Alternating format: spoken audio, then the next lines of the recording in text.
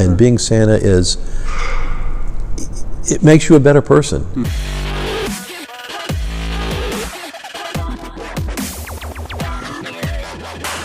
Hi guys, Matt LaMarsh here with Selling Sandy Springs. Hope you guys are doing well. I just wanted to reflect on the last 14 or 15 episodes here of Selling Sandy Springs. All the likes, all the shares, all the comments just means so very much to me, and I hope that you guys are enjoying the video series. If there's one that you've missed or haven't seen yet, I hope you'll go back and check them out and share them with your community here on Facebook. But in addition, this episode's a little bit special for me personally. I met Santa a couple of years ago at a networking event actually, and had the opportunity to sit down with him and kind of help tell his story a little bit. So for those of you with young children, you may want to have them leave the room, or maybe delay the viewing here when you've got some alone time. But I do hope you'll stick around for the whole episode. Santa Rick does an awesome job of telling a lot of different stories and kind of communicating what he's all about as Santa. So Santa, thank you very much for your time. But in addition, I hope that you guys find some value in this. And while it's a longer episode, I think that you'll definitely see why I really wanted to take the time to ask the questions that I asked, so that you hopefully get a better perspective and a better sense of what it's like to be Santa all day, every day of the year. So with that, thank you guys so much again for the last 15 episodes. I've gotten to meet some incredible people through this process, and I just can't thank you enough. So without further ado, Santa. Welcome to Selling Sandy Springs. I'm Santa, of course you knew that. Oh, and I am here visiting the town. I usually fly over it, but today I'm here to talk to you about what a great place you live at. Fantastic. So tell us a little more about, it's now March. Santa's not as busy as he usually is. Oh, more busy. Oh yeah, okay. You see, most people think I only work one night a year delivering presents, which I do all night long, and it takes all night, but I can do it in one night because everyone's asleep. Now, what's the rest of the story? Makes a list, checks it twice. You have to be awake for that. Everyone's sweet when they're asleep. Your mom told you, you're just like an angel when you sleep. She's right. But when you wake up, that's when the devil comes out. And that's when we have to check the naughty and nice list. And that takes all year long. I barely get it done the second time. Gotcha. So what is Santa doing right now outside of checking the list twice, of course? What else? Where else are you traveling? I mean, are you keeping an eye on all of us? Or? Well, I do, and I have the EIA, which is the Elf Intelligence Agency. They help me because there's so many people when they're awake. It really takes more than just me. And the EIA, by the way, you should know, are the only elves that don't have pointed ears. And they come in all sizes. They're not all short. And these guys are great. I couldn't do it without them. Very good. So how was last Christmas? Oh, it was great. I broke my record. I got done, I think it was about 12 minutes fast. Wow. And there were more children. I love the new children. Fantastic. So how's the list looking right now? Are there more naughty than nice, or where do we sit? Well, during the year, people vacillate. It's true. And, that's okay because we're human. But what's more important is that you're nicer more than you're naughty, and that you learn from being naughty, and that you apologize. So be sure and tell people, I'm sorry, and mean it. Because if you don't mean it, that puts you further on the naughty list. Fantastic. So what about Sandy Springs? I mean, we're a really tight-knit community here. Are there more naughty than nice? Where do we sit as a city? Well, it's true. Sometimes neighborhoods do make a difference. Birds of a feather do flock together. And that came from the North Pole, you should know. But anyway, Sandy Springs, I was checking my Naughty and Nice book before I left the North Pole this morning to talk with you and visit here, and it just so happens right now there's only like 17 people in all of Sandy Springs that are on the naughty list. Wow. And they know who they are. Okay, good. Well, we won't tag them in the video here. Right. But they know who they are. That's right. Fantastic. So what does the next couple of months here look like? What are you engaged in? What are you doing as Santa? Well, I stay very busy. being Santa is a lifelong job once you get it. We only live around 200 to 400 years. So, we have to have Santa school ongoing. We train Santas in training, Santa wannabes, and elves. School lasts decades. It's not just like for regular school kids. Elf school can be 70, 80 years. You have to learn wrapping, you have to learn reindeer care, you have to learn list making, you have to learn all kinds of things that we do at the North Pole. It's very important to go to school. Stay in school, play it cool. So during summer, can anyone see you at the beach? Do you have your own kind of summer gear that you get into? Absolutely. Okay. I want you to know I have lots of hobbies. My two favorite hobbies are gardening, which I can't do at the North Pole. That's why I come here. As a matter of fact, you look pretty trustworthy. I'm going to tell you a Santa secret. Okay. My daddy of blessed memory and myself, we were both born in Atlanta. So even though I'm from the North Pole, I'm an Atlanta native. So I come here a lot when I'm not at the North Pole. That's when I get my gardening done. And sometimes I'll even shoot down to Florida and do a little metal detecting. Those are my two loves, gardening and metal detecting. Gotcha. Very good, very good. So tell us a little more about you, Santa Rick. Okay, so I wake up every morning and first I check my list, because that's very important, but then I look at what's going on in the world. And the school that I mentioned a little while ago, we actually have a Santa school twice a year here in the Atlanta area, and we train Santas that want to be Santas and Mrs. Claus and elves. And I've got people that come from all over the country to the school. It's one of the largest in the country, and I think one of the largest in the world, but I'm not sure.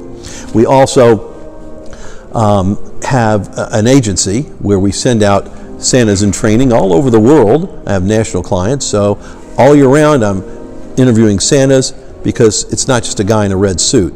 America grew up with a guy in a red suit for over 200 years. Right. As a matter of fact, anybody in a red suit in December up until about 20 years ago, even if they had a black beard, was Santa. And what's happened is the looks of Santa have changed, as well as what Santa does. Santa was basically just a prop. Mm-hmm. The agenda for the parents was a picture. The agenda for the child was a Santa experience. Sure. The children very seldom got their agenda fulfilled and passed. They would come and maybe tell Santa what they wanted, but they would just get the picture, which made their parents happy. And if they did get to talk to Santa, there was no real connection and interaction as a rule. That doesn't mean there weren't individuals that excelled. Sure. But what has happened in the past 15 years is schools have popped up. And Santa is a real profession. And the industry, while it's the Wild West, it's come a long way. I mean, 50 years ago when I started when I was 16 and I'm 66, you had they had cotton mop beards, some Santas were wearing, like what you mop your floor with. They also had some decent rayon beards, but most of the rayon beards looked horrible. And most of the Santas were just so fluffy and unrealistic looking. Sure. You didn't see their lips at all, and you didn't see much of their eyes. Some people had their own trademark beards, like Macy's, for example. Mm-hmm. Theirs were very specific, so all their Santas would look alike. But in general, Santa looked pretty rugged. Yeah. And then also the human interest side of Santa used to be most Santas were in major cities. Major cities didn't have beards, they were more white-collar workers, so they wanted designer bearded Santas because beards, if they were white, represented grandpa or a gang member. Mm-hmm. And that's all changed. Gangs now are good gangs, and they raise money for charity with motorcycle rides and stuff. Right. So the real bearded Santa has caught on, even though the designer beards have come a long way. The real human hair, they went from cotton to rayon or synthetic to yak, now human, and the human hair beards have even escalated in their quality. Nice. So anyway, so I have Santas that I train, I have Santas and clients that I see all year round, and then I personally am Santa all year round. Most Santas only get 2 to 6 weeks. I happen to be blessed that I can get a whole year. We, of course, do Christmas in any way, shape, or form.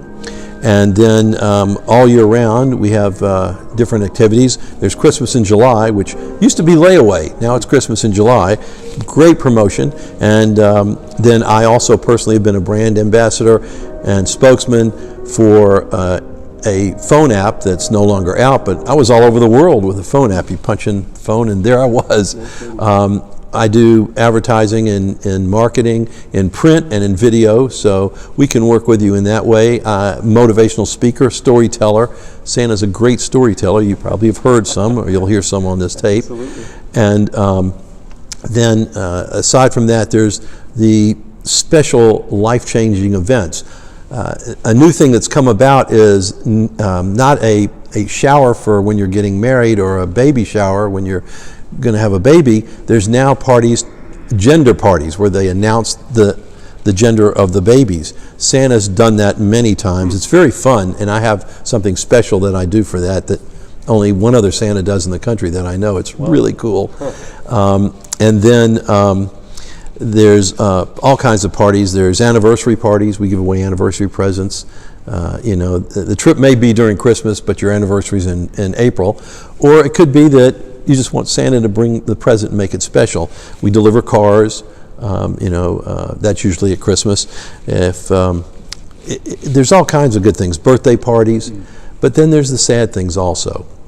If we visit hospitals and hospice and home visits, if someone's not going to make it till Christmas, it was their favorite holiday, we'll do Christmas in March or Christmas in August.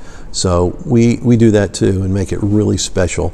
And that's just some of the things we do. We give out company bonuses. As a matter of fact, this Santa will do everything except deliver divorce decrees and termination papers. And I have been asked to do that, and I won't do that.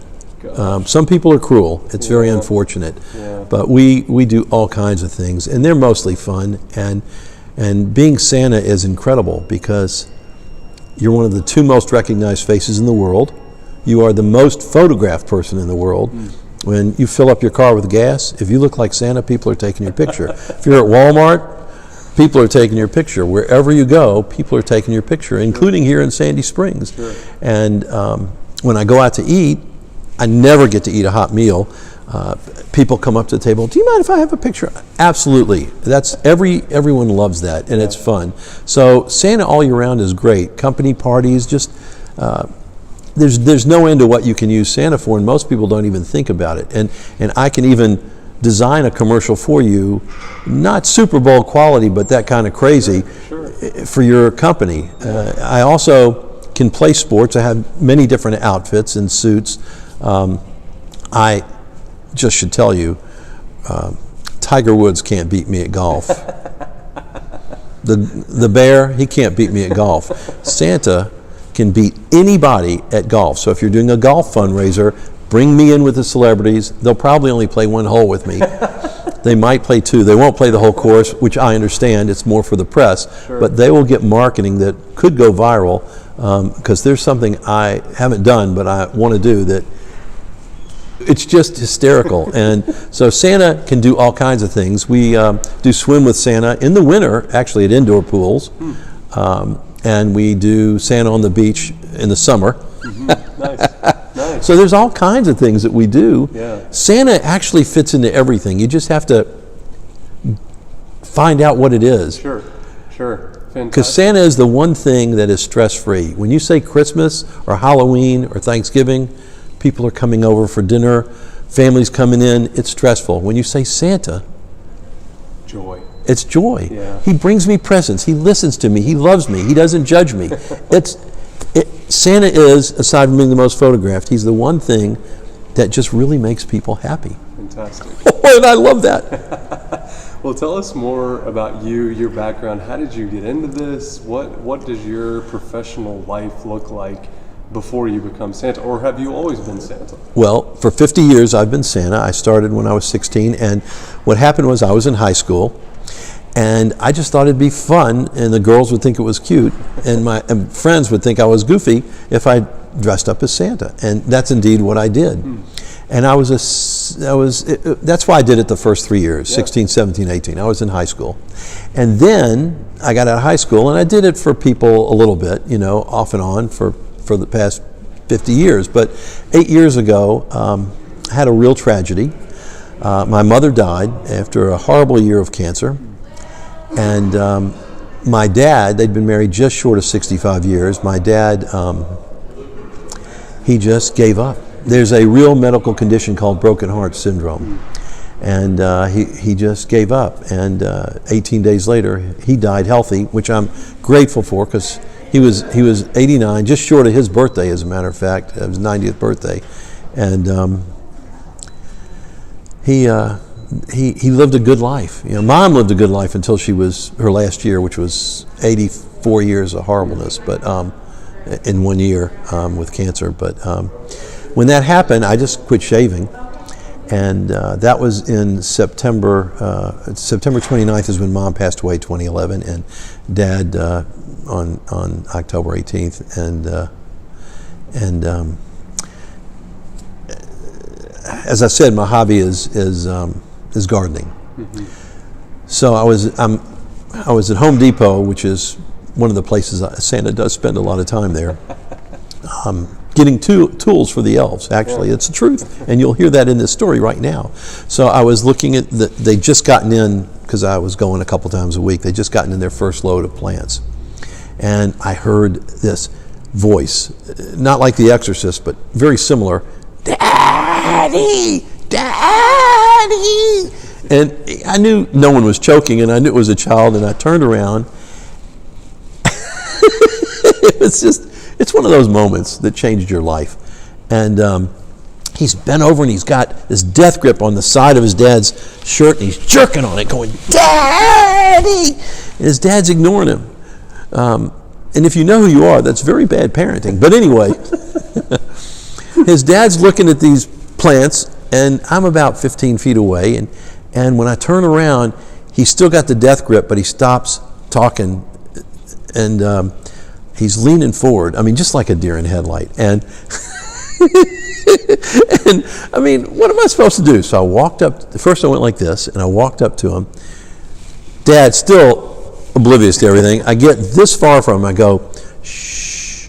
Don't tell anyone you saw Santa at Home Depot buying tools for the elves. Now, it was at that point where in the garden center you can see straight through. Mm-hmm. And so I turn around and I walk to the first row and I look back, and he's still like this. And I go to the second row, third row, all the way to the last row, and they have like 20 rows. And this child is still there. His dad is still ignoring him. I don't know what's wrong. Anyway, and I figured I just got to disappear. So I went to the left to the back corner of the store and stayed there 30 or 45 minutes till I was sure they were gone, and then left. But that was a life-changing moment. That is when I became Santa all year round instead of seasonal. And from there, and I wish I knew who that little boy was, I would love to thank him. Yeah. And you have amazing moments as Santa, even seasonally. A good Santa will laugh really hard till he cries, and he'll cry for really sad things. Sure. Because people tell us everything. Mm-hmm. Everything. Things they wouldn't tell their spouses, their children, their parents. They tell us everything. Yeah. And some of it's just hysterical, but some of it unfortunately is sad. Yeah. But that was my life-changing moment to make me a all-year-round Santa, which is a gift, because most people don't get that opportunity. Sure. If they get to be Santa at all. Sure. And being Santa it makes you a better person. You have to always be positive, happy, on your game, and just loving and non-judgmental. Most of us aren't that way. So transforming into Santa is a hard thing to do. It's not easy. It's never about Santa. It's always about the children, whether they're 2 or 92. Mm-hmm. And I mean, I had a marriage proposal from a 106-year-old woman on her birthday, perfectly healthy, who was there with her children and grandchildren and great-grandchildren at a restaurant. And it's funny because that was at a Santa convention, and I told her I was already married, but I had an idea. And she didn't know we had a private room, so I take her into the I take her into the private room, and when she walks in, she goes, "Oh dear," because there's all these white-haired guys, and I am one of the thinnest of all of them. I'm measuring in at 200. Most of these guys are at 3 to 350, and I'm also one of the shorter ones. I'm at 5'10" and a half. I'm shrinking now because I'm older, but some of these guys are 6'4", and I said, "Oh, don't worry." I whistled and got everybody's attention, and I said, "Everybody, this is," and I said her name because she had introduced herself since she asked me to marry her, and her children said she was serious, and I said, "She is 106 today. Can everybody sing happy birthday?" Which everybody did. And then I said, "But wait, she needs a special birthday present. She needs a husband." This guy right in front, who happened to be probably the biggest guy, he had to weigh at least 350. He was 6'6". He wasn't fat. He was just huge. Yeah. Stands up and she goes, "Oh dear." She did it again. And this time she put her hand in her mouth and she's like, and she said, oh that won't do. I said, "Anybody else?" And another guy stands up. She says, "You know what? I've been single a long time. I think I'm going to stay that way." I mean, we have funny moments, but people, you have to be willing to just understand you're not you anymore. Mm-hmm. Because people walk up to you and they'll say, "Do you mind?" Or they may not even ask, "Do you mind?" Right. And you have to just be there with them. Right. And it's always wonderful, even when it's painful, it's always wonderful. We hear sad stories. Children want to know what's going to happen this Christmas if their parents are getting a divorce or if somebody dies. You have to do that. And it's nothing you can learn in a school or in decades. You're always learning, and there are almost no bad answers, but there are always better answers. And psychologists and psychiatrists go to school for a long time after their 4 years of college. Mm-hmm. People come up to you and they're with you 2 minutes, maybe 5, and they'll ask you things like, "What do I do? Somebody's dying." Yeah. And you have to know the answer. Yeah. Santa has the answer, and that's the challenge of being Santa. And going back to the beginning about a prop, Santa was a prop. He didn't know how to do this stuff.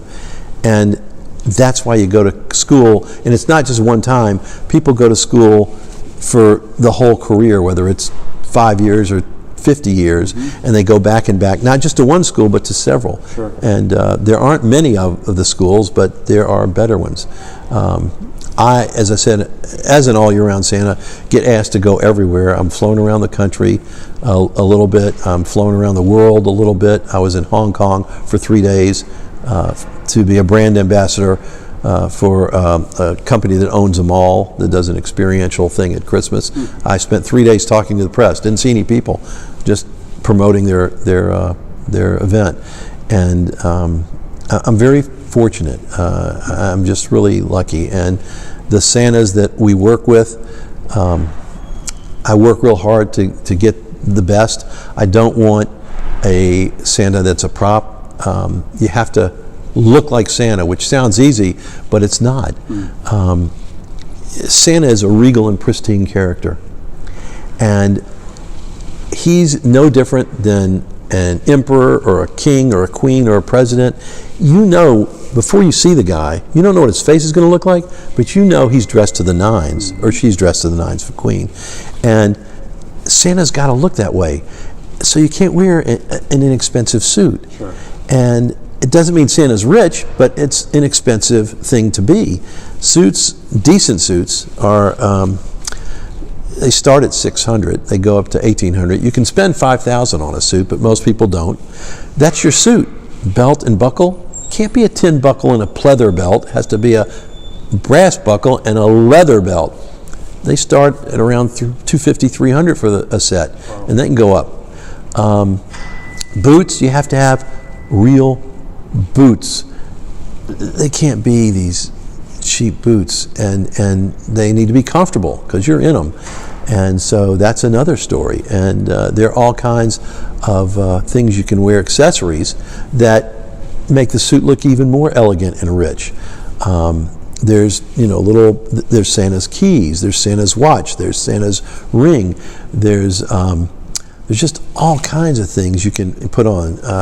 Even a brooch on your hat that has a piece of holly on it. So that's the story. And the length of the hat matters. If it's too short, it's not a real Santa suit, but you look like a red dunce hat. If it's too long, which actually looks great in photographs, it gets pulled off by everybody that sits in your lap when they sit down. So you have to know, and these are the kind of things you learn at school. You learn incredible things, how to deal with people, how to dress, but you have to look like Santa. So you need to have a real Santa suit. You need to have a beard white as snow. Yellow and gray won't work. Salt and pepper won't work. Right. You know, you can take, well, even a 4-year-old knows that the Salvation Army guy is not Santa. Sure. And that's not to talk bad about the Salvation Army guy, but he's not Santa. So children enjoy seeing someone playing Santa, but everybody enjoys being with Santa. Yeah. And that's what we want to present, is the real Santa. So first you have to look like Santa. Then you have to know how to talk like Santa. And that is incredibly difficult. If you ask me a question and I pause, I'm not Santa. Right. But even if I don't pause, first of all, I have to speak in a way that every word I say is understood by everybody who hears, and I have to be logical. Because if you can't understand it's not logical, it's not believable. Now, you may not believe my answer when I tell you how reindeer fly or how I get around the world in one night, but if it's not logical and understood, it's not believable. Right. You always have the choice to believe anything, whether you see something or not. But Santa is a real guy. Yeah. And the neat part about Santa is he lives in everybody. He's a spirit as well as a human, and it's incredible on both sides. It's so humbling on my side. I mean, another story, when we go to senior facilities where people have memory issues like Alzheimer's, probably 60 to 75% of the people who don't know their spouses and children of 50 years, they know Santa. That's so humbling. And it's beautiful, and it makes you cry. Yeah. I mean, you feel guilty that you've been, when we get to share intimate moments emotionally with people, it's very humbling, and and a lot of it does make you cry. It's a good Santa will cry tears of joy and tears of happiness every year. It's so powerful. Talk a little bit about the effect of social media on your business, and how people are tagging you and how that's getting you more exposure, not just as Santa, but certainly as your brand for the school, for events that you do and organizations that you work with, because I believe the exposure has got to be enormous. Right? I am very fortunate. I have been the Brave Santa and the Falcon Santa for I think 6 years. I represent some other sports teams as well. And then I also supply Santas to several sports teams across the nation. I do an enormous amount of work with children's health care through personally, as well as the Braves and the Falcons work with them, so I'm with them as well. And every Santa, I want to say this, every Santa does charity work. It's very limited because we have to earn enough to pay for our expenses of going to Santa meetings and things, and outfitting ourselves. But there's just so many things to do. I work with nonprofits other than Children's Hospital. There's certain sweet spots that you have, and that's usually what the Santas do, or their sweet spots. Mine is Children's Hospital because the name children. I mean, we're all children at any age, but that's very special, and we'll see children that aren't going to be here next week. If I get a call to go to the hospital, I go. I don't charge for that. Yeah. I'm fortunate. I live right near Eggleston. It's a little bit of a drive to come up to Scottish Rite, but if I can't make it, I'll get another Santa to do it if it's a real situation. We do festivals. We do there's so many things Santa can do. It's great. It's really great. But my favorite is adult parties, which most Santas don't want to do because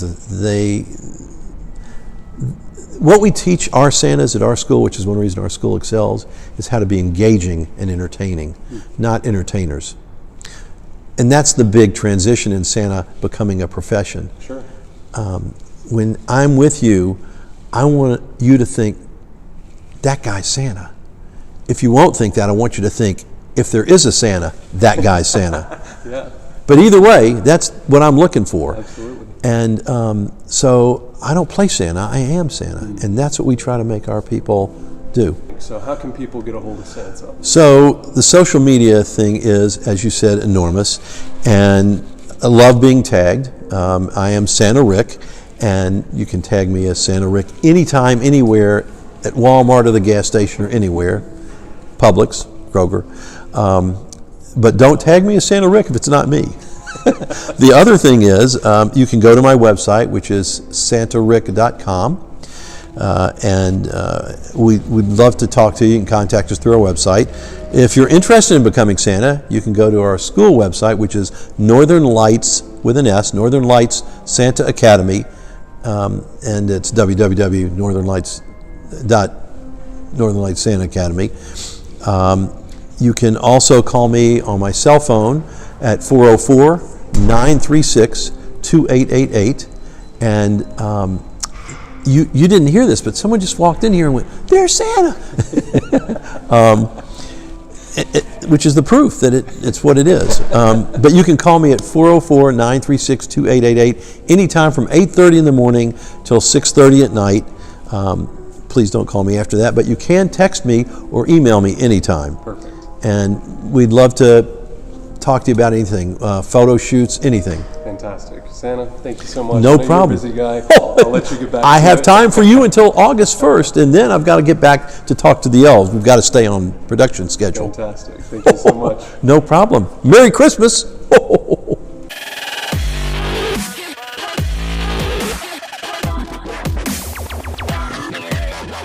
Hi guys, Matt LaMarsh here with Keller Williams First Atlanta. Hope you guys are doing well. If you have a business or a nonprofit that you'd like to see featured here, please feel free to give me a call at 678-687-4397 or shoot me an email to matt@mattlamarsh.com. Thanks so much.